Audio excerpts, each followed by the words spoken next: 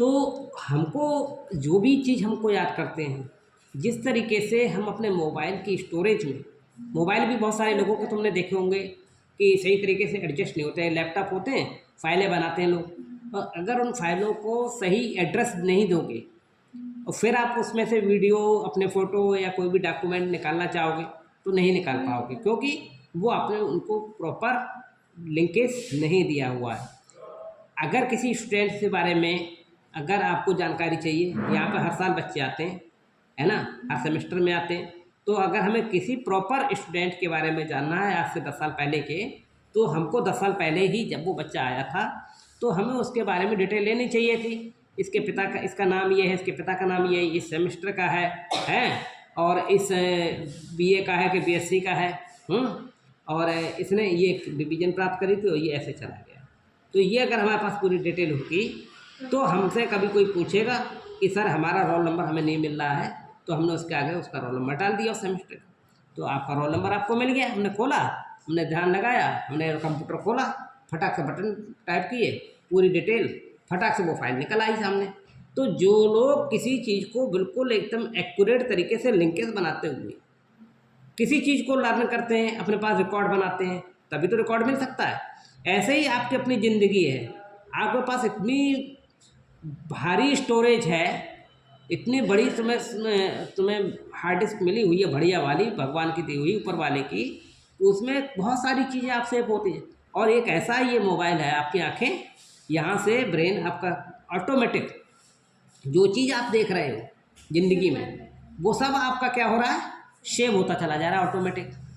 लेकिन सेव होकर के वो बहुत गहराई में चला जाता है, जिससे हम कहते हैं अवचेतन मन। चेतन मन और अवचेतन मन।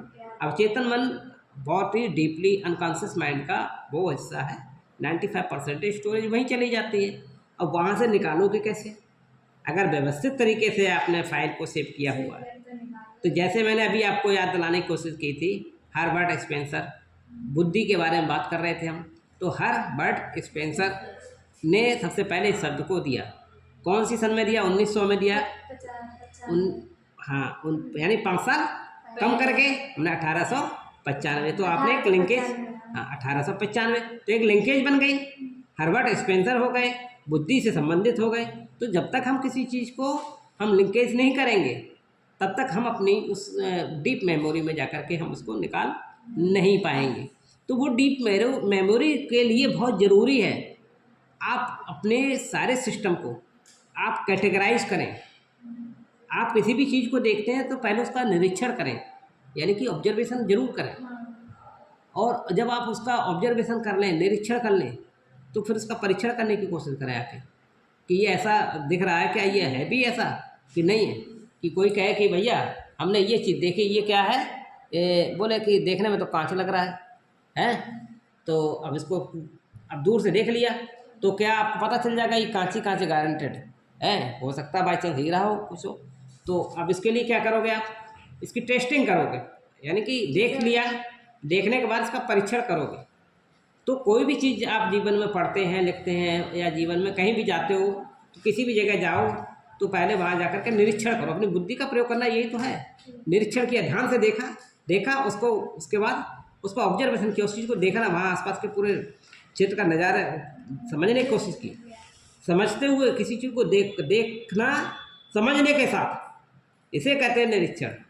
अगर कोई वस्तु देखी आपने, जैसे ये देखा है, आप कमरे में आए, आपने सब तरफ ऐसे हल्के से निगाह मारी जैसे हम मुंह मारते हैं, और उसके बाद में आपने ध्यान से नहीं देखा उसको, इसे कहते हैं ध्यान से ना देखना, यानी कि आपने उसे देखने की भावना से देखा ही नहीं, तो वो क्या हुआ, एक ससरी वीडियो ऐसी बन गई।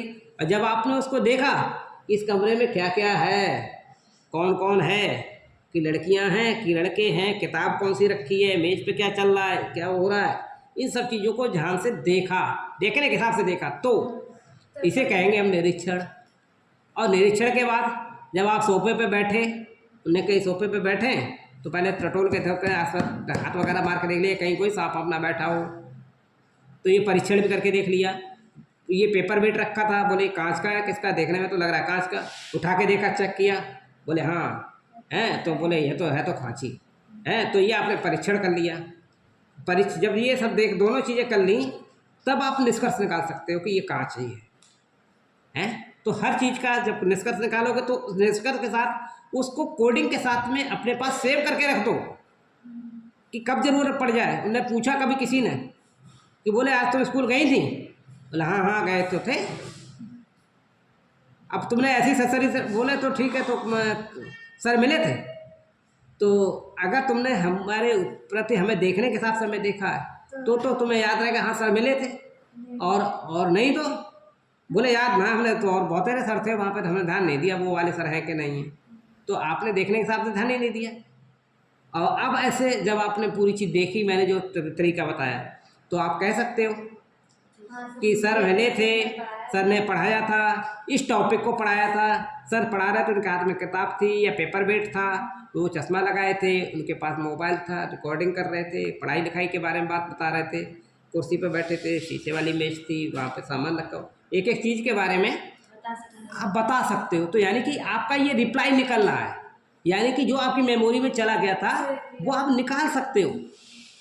यही चीज़ मैं बार बार इसलिए बता रहा हूँ, जब आप स्टडी करोगे तो स्टडी के जो टॉपिक हैं, स्टडी के जो पॉइंट्स हैं, वो इसी तरीके से लिंकेज से जब आप सेट करोगे, जैसे टर्मैन का था, रास का था नाम, तो ये मैंने इनको आपसे लिंकेज बनाने की रोचकता के साथ कोशिश की थी, तो आपको वो चीज़ आने लगी समझ में। तो आपसे वो पूछे कि अच्छा बताओ पढ़ाई में क्या था, तो कहोगे बुद्धि के बारे में बताया था, हम 3 लोग थे, एक को वातावरण से समायोजन बताया था, एक सीखने से क्षमता बताई थी, अमूर्त चिंतन से बारे में बताया। तो ऐसे आप बता सकते हो एक तरीके से, क्योंकि आपने से मैंने आपका उसको लिंकेज कर दिया, कनेक्टिविटी कर दी, आपसे संबंधित कर दी वो चीज़। जब मैं आपसे वो चीज़ संबंधित कर देता हूँ तो फिर आपको वो चीज़ याद भी नहीं रह सकती है। और इसका जब बार बार इसके बाद पृष्ठ पोषण करेंगे, आप फीडबैक करेंगे, तो बहुत लंबे समय तक बनी रहती है। आप किसी को एक बार देखोगे भूल सकते हो, हैं। रिमेम्बरिंग एंड फॉरगेटिंग दोनों चीज़ें होती हैं, है ना। तो ये आपको कोशिश करनी पड़ेगी। तो आज का टॉपिक इतना ही काफ़ी है। समझ में आ रहा है? कोई प्रॉब्लम तो नहीं? हाँ, मज़ा आया? ऐसे ही पढ़ा करोगे घर पे किताब लेकर के, ढूंढा खगोली करोगे, उसको समझने की जो मैंने स्टेप बताने की कोशिश की, बुद्धि को जितना ज़्यादा अपना प्रयोग करोगे, जैसे शीशा है, रोजाना साफ करोगे तो शीशे पर धूल नहीं जमेगी, ऐसे बुद्धि भी आप जितना अपना प्रयोग करोगे वैसे ही आपकी बुद्धि तेज चलेगी। Welcome students.